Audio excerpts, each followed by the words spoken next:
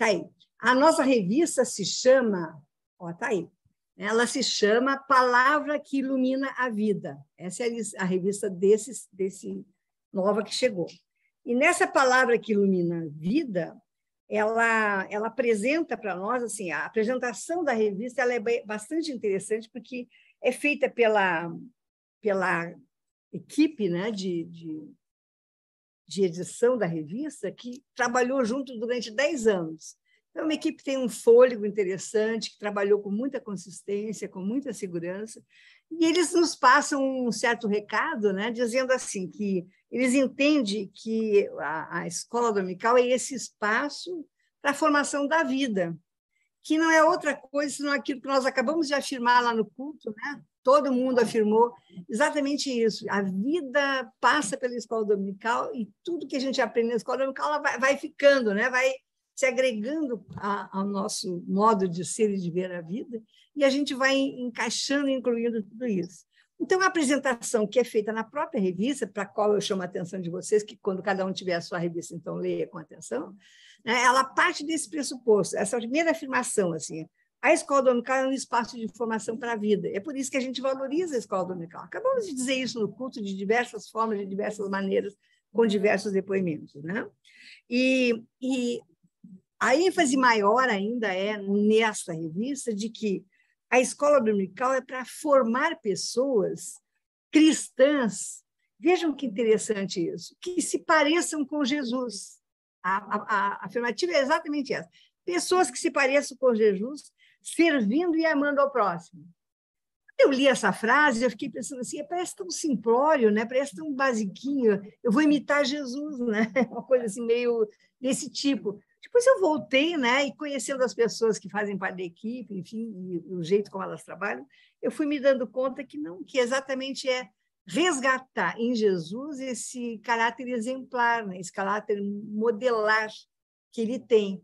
Não modelar no sentido de formatar pessoas fechadinhas, mas modelar no sentido de que nos ajuda a compreender um todo e a olhar um perfil claro, né, sobre como é que nós devemos mesmo pensar a vida e a realidade. Então, a revista caminha por esse percurso e ela vai apontar para a gente assim, ó, que é a finalização desse trabalho dessa equipe de 10 anos. A gente lamenta muito no sentido de que é um grupo muito bom. Agora, provavelmente, o senhor está preparando para nós um grupo melhor ainda, ou tão bom quanto, enfim.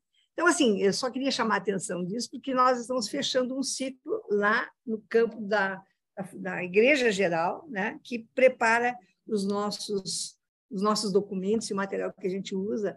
E claro, né, eu disse isso no culto agora, quando eu falei, e vou tornar a dizer aqui, o material que a gente usa, né, faz parte, né, esses recursos didáticos que a gente tem são fundamentais para a gente manter uma escola dominical um nível bom, um material adequado. Porque se cada um de nós, como professor, tivesse que preparar uma lição a cada domingo, é um trabalho de pesquisa que a gente não teria condições de bancar mesmo. E o que é pior, né, teria orientações as mais diversas, e isso tudo criaria para nós uma situação que nem é tão significativa.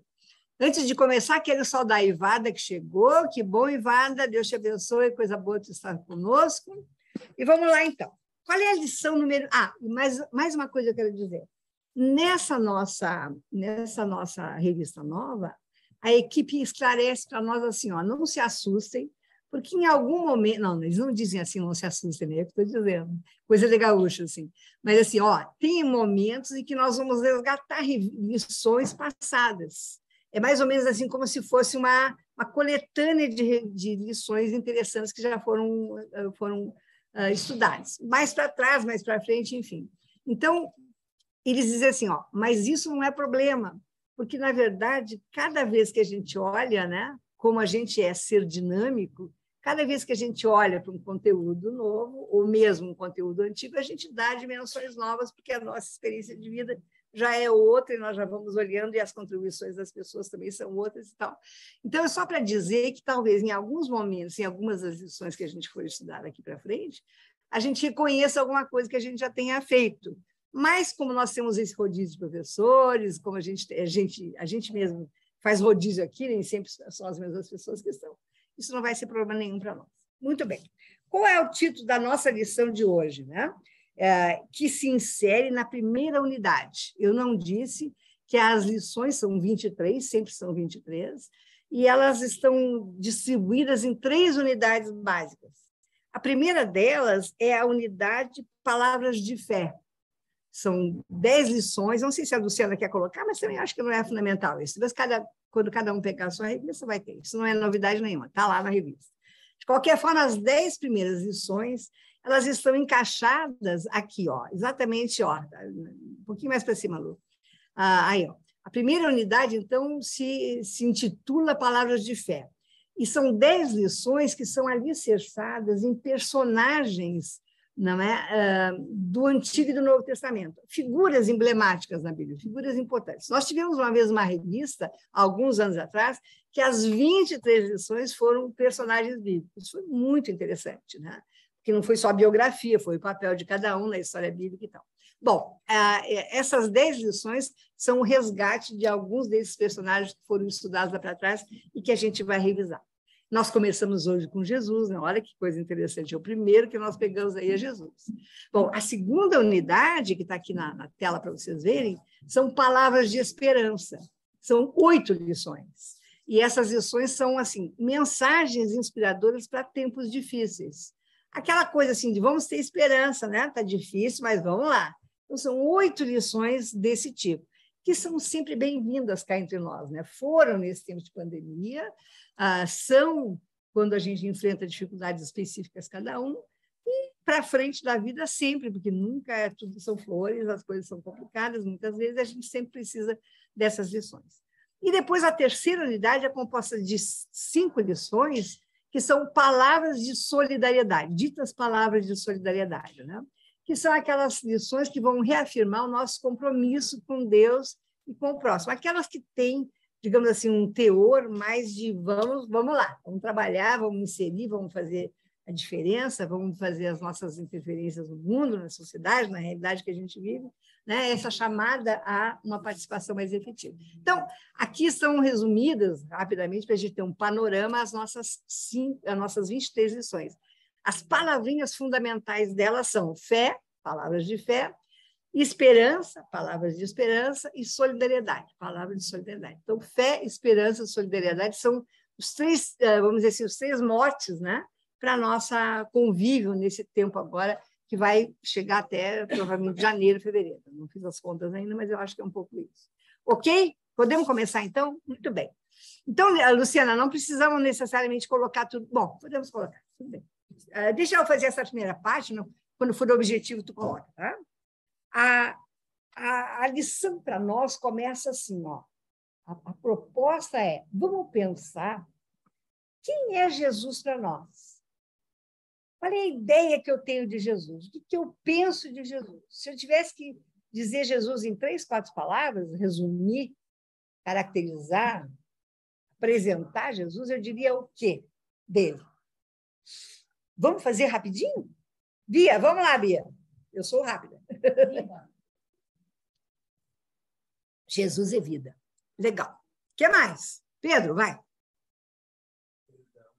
Perdão. Jesus é perdão. Olha só. Vida é perdão. Vamos guardar isso. Não vou escrever ali para não perder tempo. Vamos lá. O que mais? Ivonete.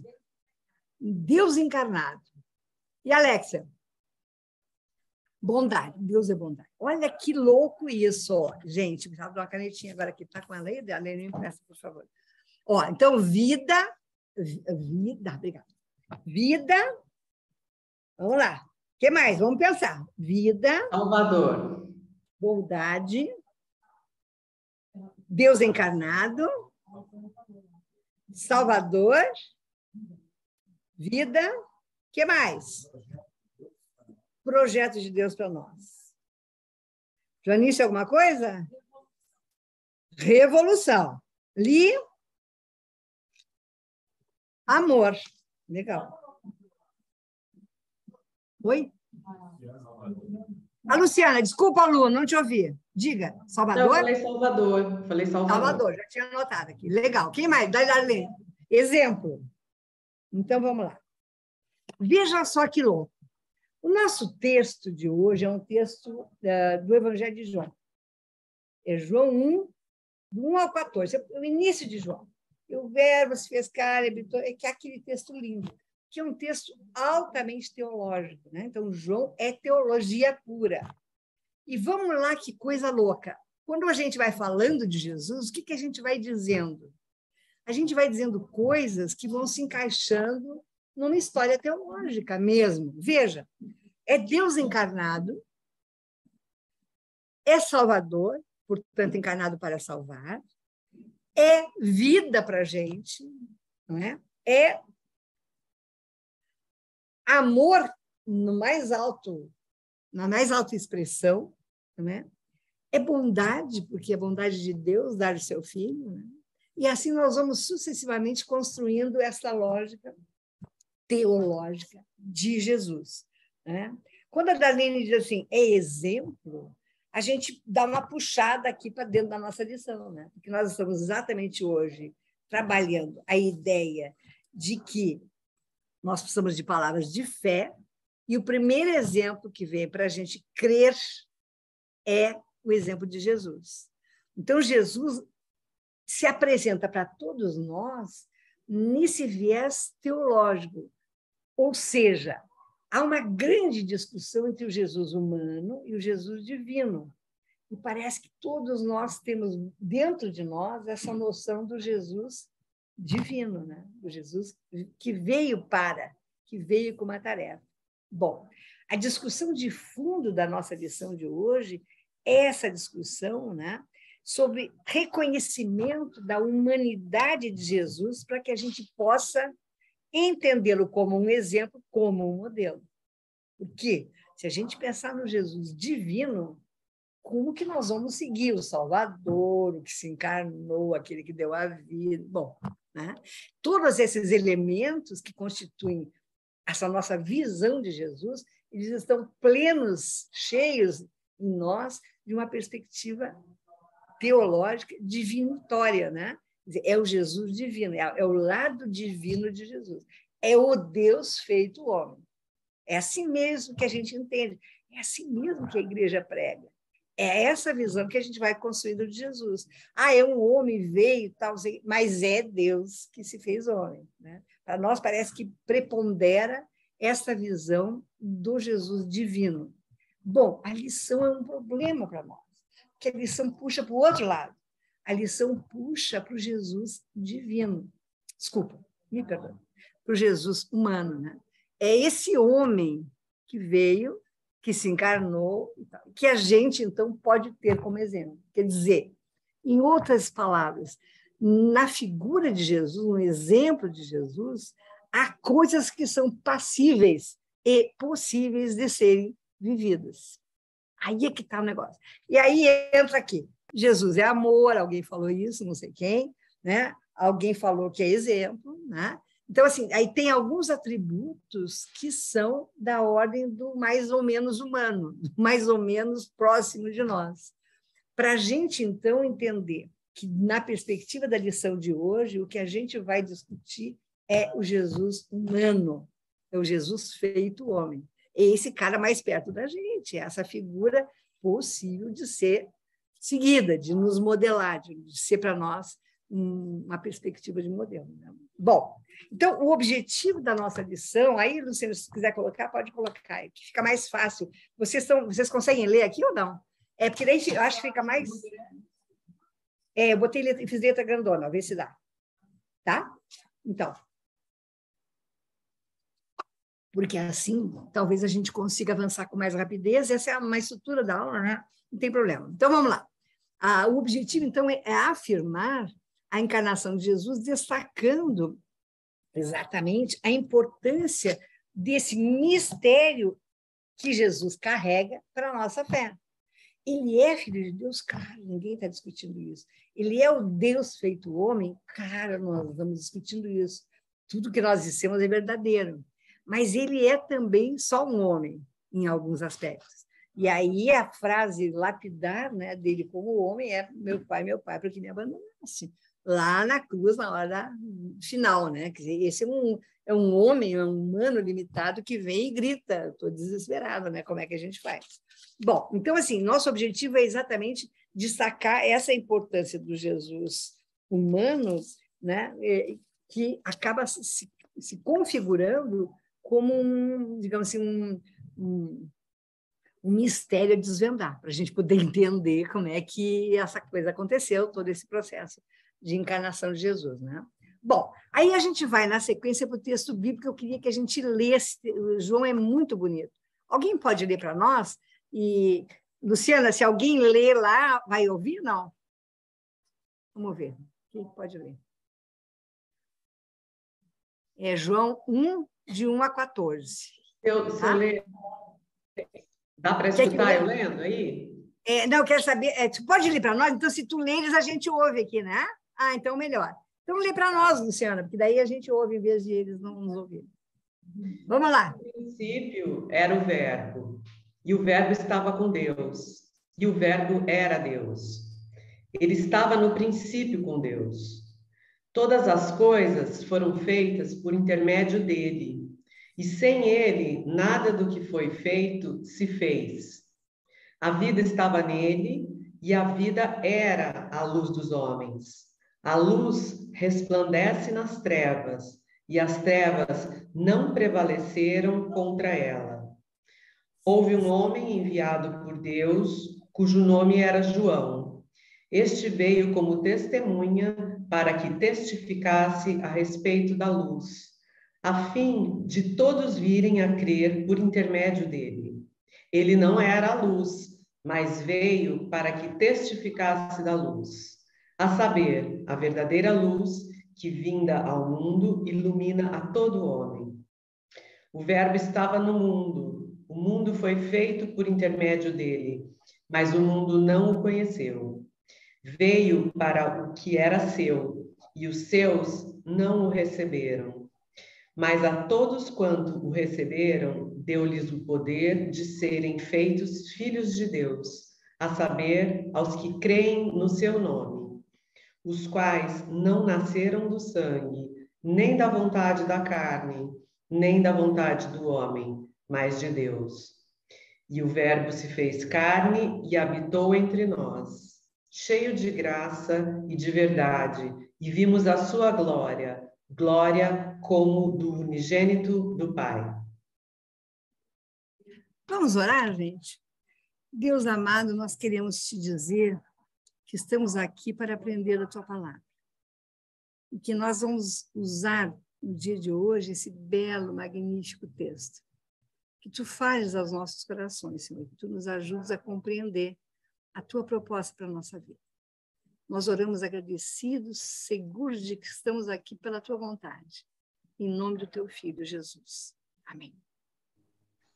Bom, João, o Evangelho, todo o texto joanino, nós temos o Evangelho e as 3 epístolas de João lá no finzinho da Bíblia, os textos joaninos são, assim, um universo, né? Pobre de mim ou de qualquer um de nós aqui, querer em poucos minutos compreender a magnitude, né, da teologia joanina. Mas vamos fazer esse exercício aqui rapidinho para poder avançar um pouco mais. Quando a gente pensa no livro do Evangelho de João, os Jorge vão nos dizer que eles são escritos por uma comunidade cristã primitiva que seguia Jesus profundamente e vivia numa situação conflituosa com os religiosos da época. Vamos dizer assim, era uma comunidade, a comunidade originária, né, para a qual o Evangelho é escrito. Naquele momento, quer dizer, ele é escrito não como um evangelho, né? Vamos pensar sempre assim, ele se torna um evangelho depois, porque ele é considerado pelos estudiosos um evangelho, mas, quer dizer, o texto ele é enviado para uma comunidade que é uma comunidade fiel a Jesus, forte, firme, mais nova, né? Primeiro século e tal. E aí, o grande problema dessa comunidade é o conflito com os religiosos judaicos, porque havia uma disseminação de doutrinas muito falsas sobre a natureza de Jesus. A gente não pode perder de vista, quando estuda esse tema, que, na verdade, figuras como a de Jesus eram muito comuns naquele tempo, né? Visionários, gente que andava, andarilhos, que falavam, que tinham sabedoria, que tinham isso. Enfim, aquela figura não é uma figura diferente. Então, ela é muito fácil de ser confundida. E o grande problema é saber, esse sujeito está falando a verdade? Nós estamos aqui de bobos ou é mesmo filho de Deus, né? Então, esse é um tempo difícil. A gente não tem nem ideia do que seja isso hoje, porque a gente olha para trás e está tudo já resolvido, né, essas coisas. Eu sempre digo a mesma coisa sobre o texto bíblico. Né? Quando a gente pensa nas comunidades cristãs primitivas, elas não têm um livro, né? Elas têm pequenos pedaços. E olhe lá, quando passava, alguém trazia, depois ia para outra comunidade. Não tem imprensa, não tem escrita do jeito como a gente entende hoje. Bom, então tudo é mais difícil. Então, o livro é escrito para, vamos dizer assim, dirimir essas dúvidas. A ideia é um pouco, vamos clarear isso, vamos deixar isso claro, teologicamente falando. Né? Não é o livro de João não é um relato de experiências pessoais, é um tratado de teologia, é uma forma de explicar, né, em alta linguagem teológica, essa natureza de Jesus. Né?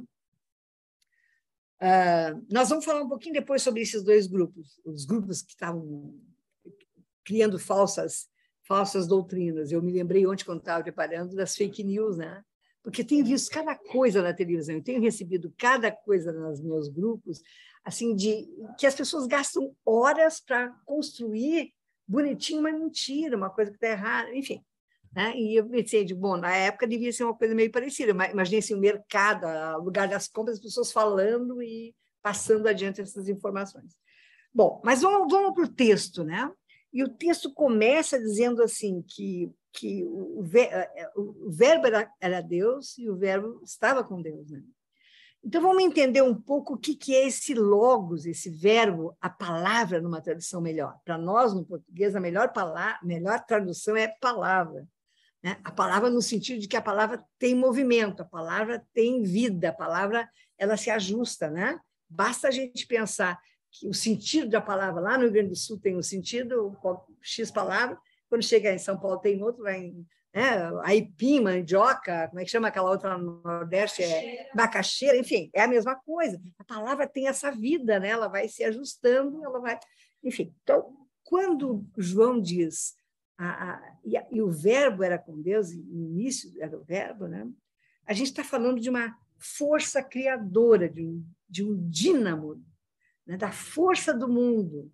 E João está querendo dizer assim, é essa força absoluta, total, completa, que a gente não pega, não toca, mas sabe que existe, é esta que se torna verbo, é essa que se torna palavra. Veja que ele começa assim do maior, do mais amplo, do mais alto, do mais distante, para chegar. Né? A gente está falando de uma pessoa, de uma força que controla a natureza, né? Uma força controladora da natureza. A gente está falando de uma coisa que tem personalidade, que tem viés, que tem jeito de ser. Esse dínamo, essa força criadora, ela não precisa se dizer, né? Lá o texto de Moisés, lembra lá? Se me perguntarem quem que é, tu é, meu Deus, diz que eu sou quem sou. Porque o verbo ser no aramaico tem uma força completa, porque é um verbo absoluto, é um verbo completo, né? Bom, o logos é essa natureza divina e humana. Então, aqui nós começamos com o primeiro problema. Porque quando ele vai falar, e a gente vai traduzir o que é verbo, o que é logos, o que é palavra, né? A gente descobre que é a natureza divina e humana misturadas. Esse dínamo é a totalidade das coisas criadas. Né? E as coisas criadas, nós também estamos criados juntos, né? A natureza, a força, Deus, tudo misturado. Né? Mas, na verdade, o logos é aquele que revela Deus, porque lembram de uma lição que nós estudamos sobre o meio ambiente, que a gente disse assim, me lembra, essa frase ficou para mim, que quando a gente observa a natureza, a gente sente a presença de Deus. Quantas pessoas dizem, não vou na igreja, eu vou lá no mato, olho para as flores, e isso é verdadeiro, a gente sente mesmo. Então, o logos, a natureza, a própria totalidade da criação revela Deus, porque revela a necessidade de uma força criadora. Agora nós estamos fazendo alta filosofia, né? Mas é isso mesmo. Quando a gente olha para o todo criado, a gente se pergunta, bom, como que isso está aí? Bom, tem uma força criadora que ela mesma se põe, se apresenta e oferece pergunta. Quem me criou, né? Então, há um logos, há um dínamo primeiro, né? Que, na verdade, cria e revela, portanto, a magnitude de Deus, a totalidade, a presença de Deus. Né?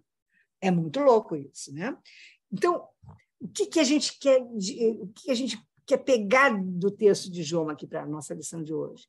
É que esse logos ele serve de conexão entre a força criadora, que a gente vai chamar de Deus, e nós humanos. Porque é na contemplação do todo que a gente vê a parte. Isso é muito louco, né? Eu não estou... Todos fiquem à vontade, porque é isso mesmo, é loucura. Dizer é loucura, ouvir é loucura. Mas é por aí mesmo, né? A ideia de que o logos, essa força criadora, sempre existiu. E, num determinado momento, ele se revela. E se diz, né? Sou teu Deus. E aí, o formato teológico vai se dando, o formato teológico vai se organizando. Por isso que nós precisamos das teologias, porque as teologias são as formas de ler as manifestações desse divino que é absolutamente potente e que a gente não consegue acessar ao natural. A gente precisa caminhos, a gente precisa... Tudo bem? É mais ou menos pensar, e vou dizer uma coisa que eu gostaria que todo mundo entendesse, né? Cada religião acha o seu caminho, né? As religiões africanas têm um jeito, as religiões islâmicas têm um jeito, as cristãs têm outro. Então, a gente vai, em algum momento a gente converge. Qual é o momento que a gente converge? Todos nós reconhecemos a força criadora, o logos, a palavra que vai tomando jeito, que vai se organizando, que vai se fazendo, que vai se dizendo e que vai, vamos dizer assim, sendo capaz de traduzir para cada um de nós a maravilha dessa totalidade. A Bia disse que nós estamos no meio desse caminho tentando achar formas de nos ligarmos ao todo, né? Na compreensão global, assim, perguntando e refletindo nessa direção. E eu estava dizendo que é exatamente isso, né?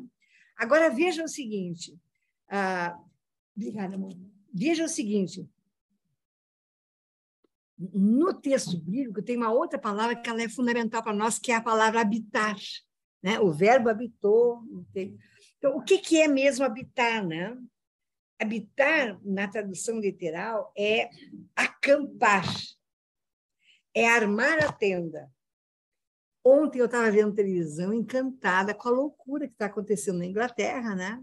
Desse povo que está ficando assim, ontem à noite, a última notícia, estava demorando 25 horas na fila para poder passar para ver nada, porque passar e tocar.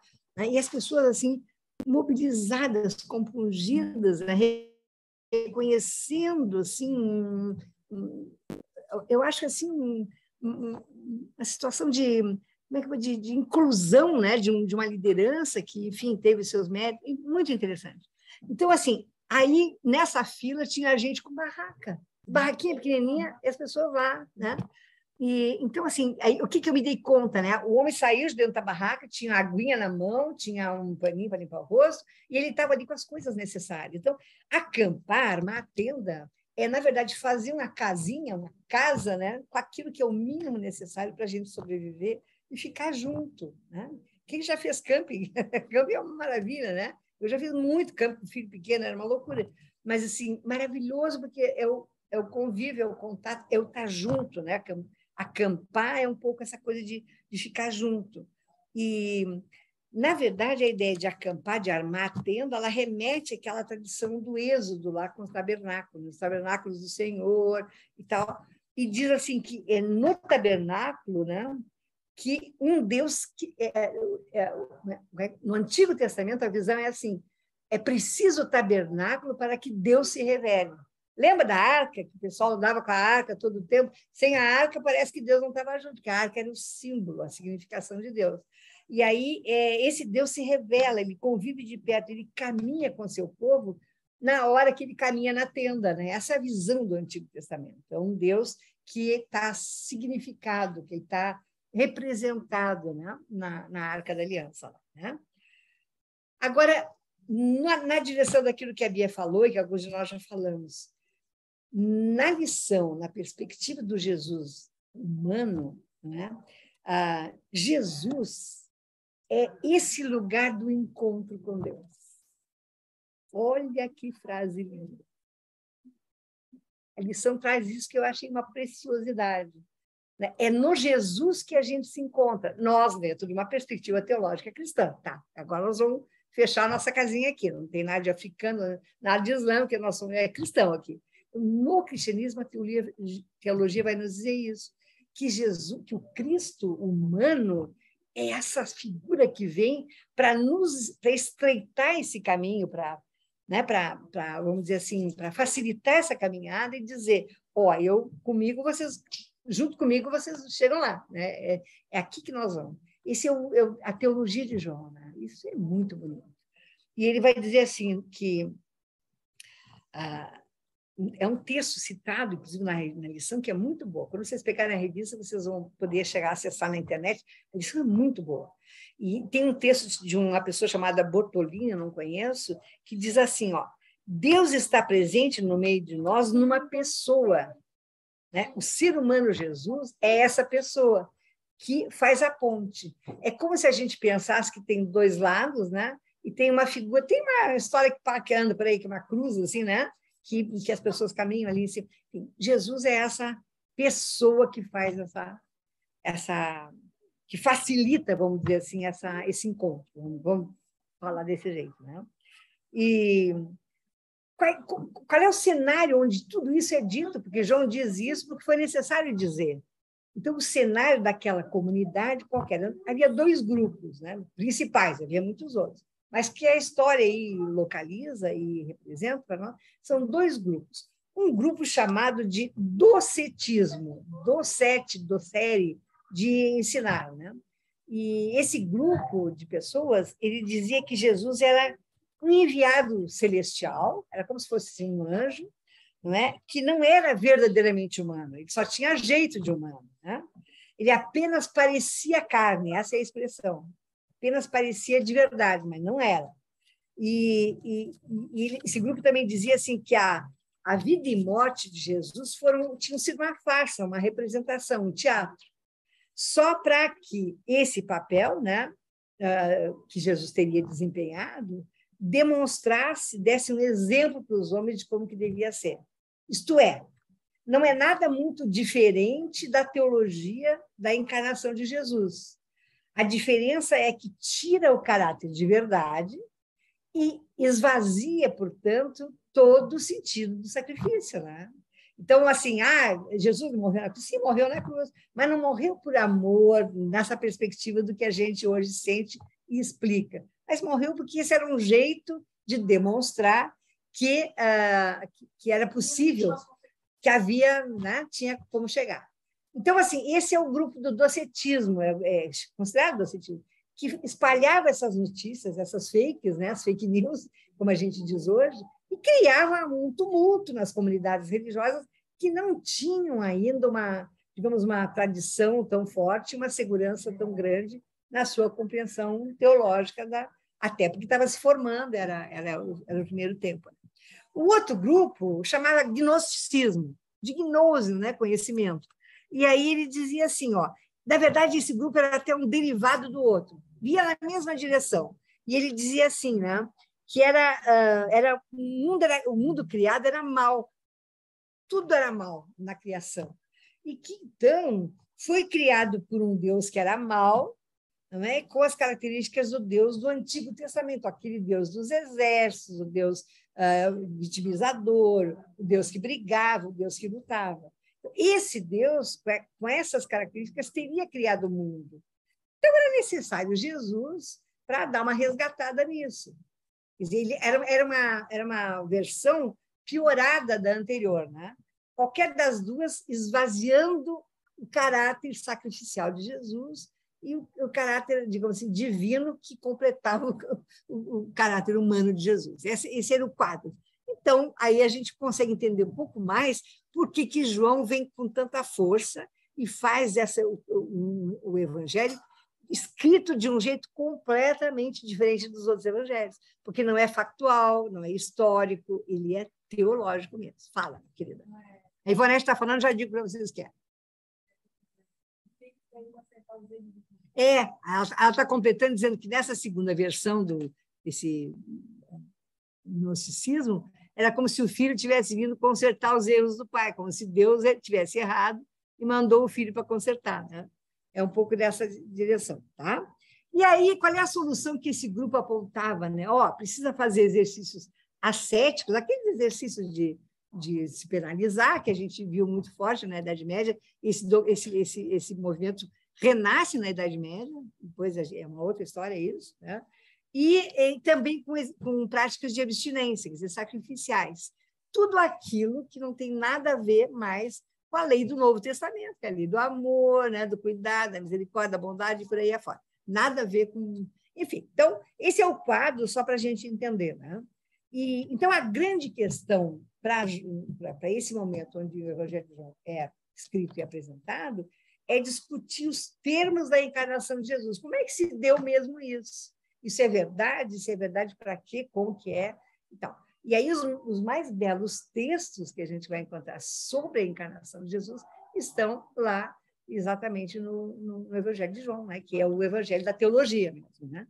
E aí,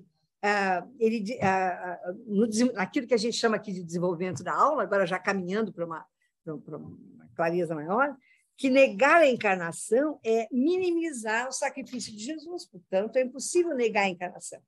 O Jesus humano é o Jesus que se encarna mesmo, que se encarna e vive como tal. Vive como a gente vive sofrendo todas as dores que a gente sofre, né? Experimentando a limitação e as possíveis possibilidades de ser humano, né? E Jesus, na verdade, negar que tenha feito isso, negar que a encarnação de Jesus tenha todo esse caráter sacrificial que nós já conhecemos, é como se a gente desprezasse tudo aquilo que vem posto no Novo Testamento, no Antigo Testamento, como elemento preparatório, né, para o grande sacrifício. A gente sabe, quando lê os textos, a gente lê com esse crivo, né? E também ele desorganiza, se a gente tira o sentido do sacrifício da encarnação, a gente desorganiza toda a teologia cristã, porque a gente... Bom, aí como é que a gente explica a Trindade se esse Jesus não é o Filho, né? Como é que a gente explica a criação na perspectiva moderna, que a gente olha para a criação como essa grande manifestação de Deus, né, para o nosso cuidado, como tão importante, árvores, rios, montes, como nós somos importantes, não nos privilegiando, e assim por diante, né? Então, o problema, portanto, ele é um problema teológico que tem que ser enfrentado. Estou tentando dizer isso todo o tempo, para justificar esse texto difícil e denso, difícil porque denso, do Evangelho de João, né? A encarnação de Jesus aproxima Jesus da humanidade e, ao mesmo tempo, aproxima a humanidade de Deus. Olha que louco que é isso. Jesus, ao se encarnar, ele se aproxima de nós. A gente tem até uma historinha que eu vi, não sei quando, nem sei onde, nem sei de quem, de que, na verdade, Jesus é uma forma que Deus encontra de falar conosco a partir da nossa própria realidade. Então, torna esse seu filho, essa parte de si, um homem como nós, com a mesma natureza, para que a gente possa conversar, dialogar, então, para que Jesus pudesse fazer o seu ministério, né? Então, Jesus se aproxima de nós ao se tornar humano e, ao mesmo tempo, aproxima nós de Deus quando ele nos leva junto nessa caminhada de salvação.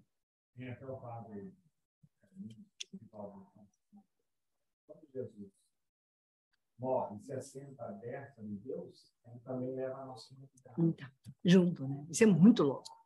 É isso que faz a teologia ser teologia, queridos, assim, só para a gente sistematizar isso. É quando a gente vai abrindo, assim, tirando camadas, né? Então, embaixo daquilo que a gente entendeu, tem mais coisa para a gente entender mais. Então, isso é o teológico, né? E, na verdade, não é obra do humano. É o humano desvendando e escrevendo, constituindo a teologia, a maravilha da natureza de Deus, né? A teologia, ela é, na verdade, quase divina, eu diria assim. Na loucura, eu diria isso. Porque é maconheiro. Se tu não tiver essa compreensão absoluta, tu não consegue escrever esse texto denso, como é o texto de João, que é, ao mesmo tempo, difícil, que os teólogos ficam fuçando, né, escrevendo obras sobre essa primeira parte, e, ao mesmo tempo, um texto que, se a gente lê na hora da devocional, nossa, a gente consegue compreender. Olha que louco que é isso. Isso é o teológico, né? Que ele tem essa virada para fora e para dentro, né? Eu acho lindo demais isso. Bom, então, na verdade, ao experimentar a morte, por exemplo, Jesus nos oferece a própria vida. E ele abre o caminho para o retorno do humano ao divino. E a morte de Jesus nos mostra, é possível, dá para caminhar, dá para chegar lá, né? Reconhecer a humanidade de Jesus é compreendê-lo como um modelo, portanto. Só podemos olhar para Jesus como exemplo, como modelo, como parâmetro, se a gente olhar para ele na sua humanidade. Senão, fica inacessível. Como eu vou? Não tem como. Então, o Jesus humano nos ajuda a ter esperança. Por quê? Porque ele diz para nós, ó, não conseguiu, mas dá para conseguir. Foi até aqui, mas vamos lá um pouquinho. Vamos lá, né? Na oração, no conforto, no louvor, na procura, a gente encontra esse conforto e essa possibilidade, né? E o Jesus humano nos ajuda a ter esperança também, porque a gente passa a depender de Deus, né? Da graça divina. Porque, veja, como é que eu vou reconhecer esse Jesus humano que está perto? Se eu sou lá alguém daquele tempo que convivia com Jesus, eu tenho que olhar para ele e reconhecer nele o humano que ele tem.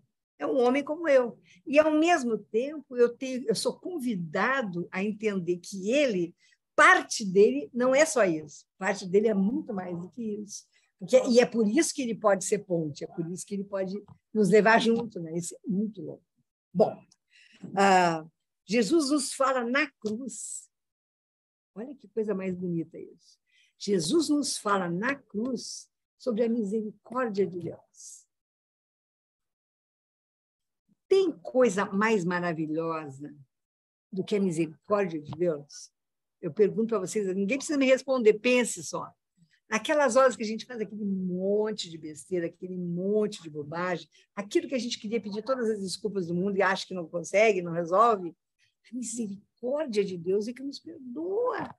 Então, sem ela, a gente seria um bando de loucos se matando rua fora. Porque é só a misericórdia que ameniza. Estou louca de dizer isso ou não? Vocês concordam comigo? Fala, Pedro, tu ia falar uma coisa? Não, pensei que tu ia falar uma coisa. É isso, Lu? Diz a Lu, estou dizendo isso que eu estou fazendo aqui um discurso horroroso de cumprir. Bom, para concluir. Pois é. Olha o que a Bia disse. Imagina se o mundo não tivesse a misericórdia de Deus, né? Estava tudo ferrado. E, ao mesmo tempo, com cada um de nós, né? É bem isso. Para concluir, reconhecer nossa humanidade e nossas limitações nos direciona, nos leva para Deus, que conhece as nossas fragilidades e necessidades e, por isso, ele nos socorre. Então, reconhecer as fragilidades é a única forma da gente dizer para Deus, olha, ajuda, porque daqui para frente não tem pique, não tem fôlego, não tem saúde, não tem como, né? Eu cheguei aqui na hora da escola, em casa, aquela senhorinha idosa do culto, que eu nunca sei dizer o nome dela, aquela que tem 90 e poucos anos, que canta no coral. A dona Cleia estava aqui assim, meio... O que foi, Ana? Estou sem força, eu estou meio... E aí, como é que a senhora vai para casa? Disse ela, né? Ela disse, não, não sei quem vem me buscar, acho que é o filho, né? E digo, então, quer que eu leve? Ele, não, deixa, eu estou aqui descansando, mas ele vai chegar para me levar. Então, olha que coisa mais misericordiosa é o gesto do outro que traz a vida, né? Que ele vem trazer a capacidade dela, que ela gastou o fôlego dela aqui, puta, emociona, cantou e tal, enfim. E agora, como que é que eu caminho mais um pouco? Socorro, Deus, né? E aí o filho vem e leva. Acho que essa é a experiência do socorro de Deus, né? É isso que a gente planeja a vida para tal lado, não rolou, e aí? Bom, aí o socorro de Deus vem da forma mais inusitada, né? Todos nós devíamos ter 10 mil historinhas dessas para contar. E eu tenho, né? Então, é isso mesmo, Deus nos socorre porque nós reconhecemos nossa fragilidade e dizemos para Ele, somos frágeis. Nos ajuda, nos socorre, tem misericórdia, né? Bom, Jesus é um modelo a seguir e, para isso, nós precisamos conhecer o Cristo teológico das Escrituras. Então, só com essa compreensão teológica do papel de Jesus nessa história da salvação, é que a gente pode reconhecer nele também a sua humanidade.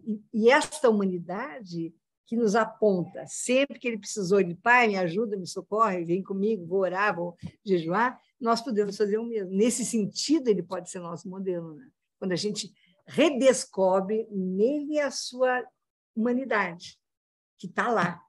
É que a gente está com a cabeça cheia de todas as outras expressões de divindade de Jesus, né? Que são também verdadeiras, mas não necessariamente maiores, né?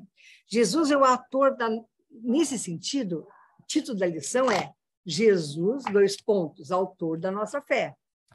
Não sei se vocês viram isso, vou ter que ver. Então, assim, como assim Jesus, autor da nossa fé? Então, assim, a ideia é de que ele é autor da nossa fé, vamos dizer assim, ele é o responsável pelo nosso exercício de fé, porque ele encarna o mistério da salvação. Ele é essa duplicidade, ele é esse duplo, humano e divino. E ao encarnar esse papel de salvador, né, ele exige de nós fé, porque sem fé não dá para negociar essa conversa. Sem fé, nada disso tem sentido, né, gente? Então, nós só temos fé porque o desafio de crer é tão imenso que nós somos obrigados a reconhecer a experiência da fé para poder fazer essa passagem. Sem fé, não dá. Na racionalidade, a história da salvação não sobrevive. Não é racional. Estou dizendo loucura? Está tudo bem? É muito doido isso. A racionalidade não dá conta da história de Deus, muito menos da história de salvação. É pela fé. Então, Jesus é autor por quê? Porque ele é o nosso provocador. É ele que provoca por primeiro. A primeira coisa que eu tenho que fazer é acreditar que Jesus é o Filho de Deus feito homem. Ele está ali para nos salvar. É isso que nós temos que acreditar. E acreditar nisso é muito difícil. A Ivonete está dizendo assim, ó, que, na verdade, a racionalidade ajuda a gente a entender Deus, porque daí ela faz o argumento, que eu não sei se tu sabe, mas eu vou te dizer, é o primeiro argumento que a filosofia de Santo Tomás de Aquino diz. Ele diz, olha, Deus existe. A prova de que Deus existe é que não é possível ter tanta coisa direitinho funcionando sem ter... Oi? Então, Santo Tomás vai ver bem Aristóteles e vai dizer assim, essa é a primeira prova. Tem 5 provas da existência de Deus em Santo Tomás pela filosofia, que é a racionalidade, não é a fé, é a razão. E ele diz, a primeira delas é essa, esse universo é grande, é maravilhoso, como é que tem lógica, como é que ele não tem que ter um Deus, porque não é possível. Tem que ter. E os maçons vão ter uma expressão muito interessante, que é Deus é o grande arquiteto do universo. E o arquiteto do universo é essa ideia. É aquele que arquitetou o todo, né? Mas aí a maçonaria é outra coisa, não é religião, nem nada, mas é essa concepção que está lá, né? Então, assim, eu acho que tu tem razão, mas eu também acho que a racionalidade ajuda a gente a pensar a vida. É ferramenta. A razão, para nós, é ferramenta. E a fé também. Qualquer das... É claro, ela nos constitui. Se a gente, veja, o que nós estamos fazendo aqui é um exercício de racionalidade. Eu estou dando uma aula baseada em exercício de racionalidade. Eu estou sendo lógica. Agora, tem um momento que a lógica não sustenta mais, acaba. E aí nós passamos, então, para a dimensão da fé. Qualquer das duas coisas são exercícios metodológicos que a gente está fazendo. Então, a racionalidade, ninguém está dizendo que não é boa a racionalidade. A gente só está dizendo que com a racionalidade não dá conta de compreender que Deus manda um filho para morrer na cruz, para salvar todos. Isso é muito louco para a razão, mas não é louco para a fé. Aliás, é a loucura da fé que nos faz compreender tudo isso. Ah, sim. Claro.